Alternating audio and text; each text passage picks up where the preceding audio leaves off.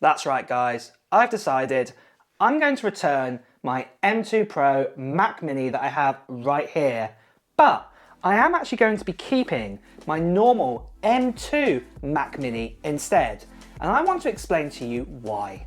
Now, it's been 2 weeks since I've owned both of these models, and I must admit, both of these Mac Minis are absolutely fantastic. I was so happy that Apple actually brought out the M2 Pro inside a Mac Mini. At the end of the day, we have the Mac Studio with the M1 Max and the M1 Ultra, and before this, we actually had just the Mac Mini with an M1 chipset inside it, and technically, we actually had no desktop devices out there what had an M1 Pro inside it, what was a bit disappointing for the last generation. So when Apple decided that they were going to be bringing out a M2 Pro Mac Mini, I was really excited to hear about it, and I decided to get my hands on it, and I also decided to get my hands on the M2 version of the Mac Mini 2 to actually just do some comparisons against each other, knowing that I was probably most likely going to be keeping the M2 Pro Mac Mini instead.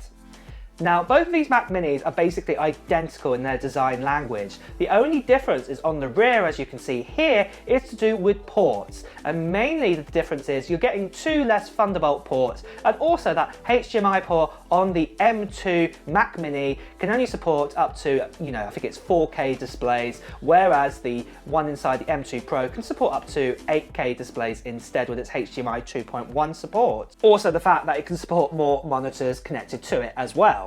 But after using both of these models for 2 weeks, mainly for my needs, after doing the initial benchmarks of everything, and benchmarks have obviously shown that the M2 Pro is far more superior than the M2, and that is no surprise at all, I've actually decided that I don't actually need the M2 Pro Mac Mini, and actually I'll be absolutely fine with this M2 version here, and I want to explain to you the reasons why behind that. Now, as you know, if you're watching this video, I am a creator. And in fact, I'm actually creating this video right now on the M2 Mac Mini. Well, when I say I'm created it, I've edited it for you on the M2 Mac Mini. And to be honest, the actual difference that I get in Final Cut Pro between the M2 and the M2 Pro for the sort of recordings that I do with my Sony mirrorless camera and things like this, generally, there is no difference between both of these models. And the main reason behind that is actually the video encoders and the video decoders inside both of these models are identical. Apple for the first time introduced a video encoder and decoder to the normal M2 chipset. We didn't get this in the normal M1 chipset in the last generation, and that has made a big load of difference, especially when I do my exports in sort of H.265 and H.264 and HEVC, and these are the main sort of formats that most people on YouTube use for their exports for videos for you guys.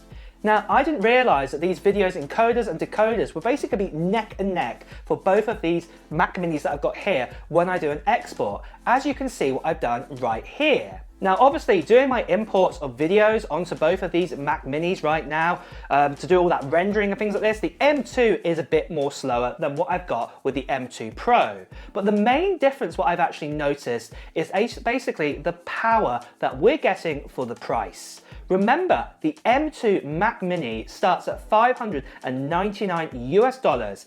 Yes, this gives you the 8-core CPU and the 10-core GPU inside it. It's kind of sort of basic sort of bits and pieces that you get inside this machine. And yet, that this machine here, you are getting far more CPU and GPU cores inside that too.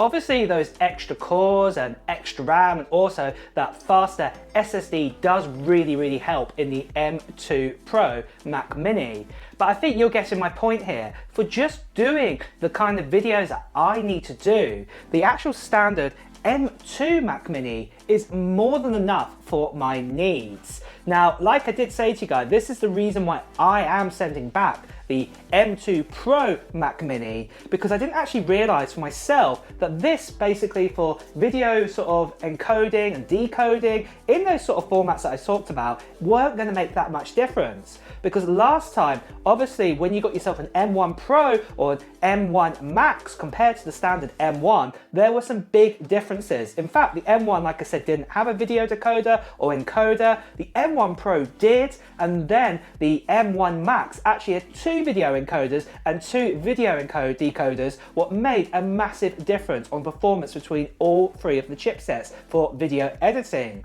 So this time round, really, if you are just going to be doing some sort of basic video editing like me, or even for videos like this, what I'm doing for you guys on YouTube, you're not really going to see much of a difference. If you are going to be recording like in ProRes, and you are going to be using, say, like a Red Magic camera, or you're going to be using the highest bits, sort of bits and pieces like that, yeah, the M2 Pro chipset inside this Mac Mini here probably is going to be better for you, and definitely, yeah, I would say pick this. But like I said, if you are like me, just like a standard kind of creator out there, the M2 standard is probably going to be more than enough, as I have learned right here.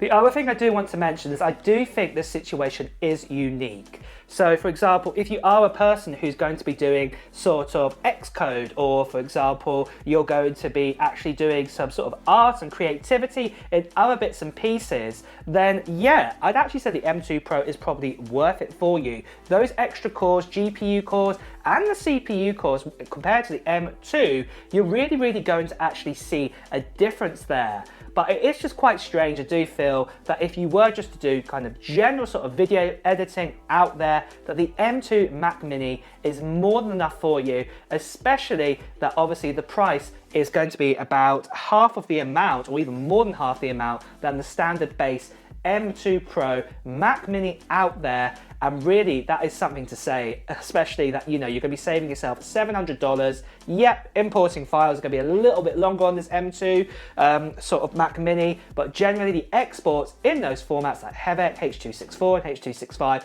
really are not going to make a difference at all. So personally, in my opinion, if you are going to buy a Mac Mini for the same reasons as me, pick the M2 in my honest opinion. And now I think you can understand why I'm going to be sending back this Mac Mini that I have right here of the M2 Pro variant. And on that note guys, what are your thoughts on this? Do you think it's worth getting yourself the M2 Pro over the M2? Or do you think the M2 is more than enough for, saying, doing video editing? Or do you think also the M2 is more than enough as well compared to the M2 Pro on other tasks like doing sort of video editing like in ProRes, or for example doing sort of Xcode, or doing other things, graphics designs and things like this? I would love to know your thoughts, and put them down in the comments below. And also on that note guys, it's time to wrap up this video. So if you have enjoyed watching it, please do press the like button. And also if you want to hear the latest Apple news, reviews and comparisons like you've had today, make sure you subscribe to this channel and also hit that notification bell. Until next time guys, I will see you really soon. Bye bye.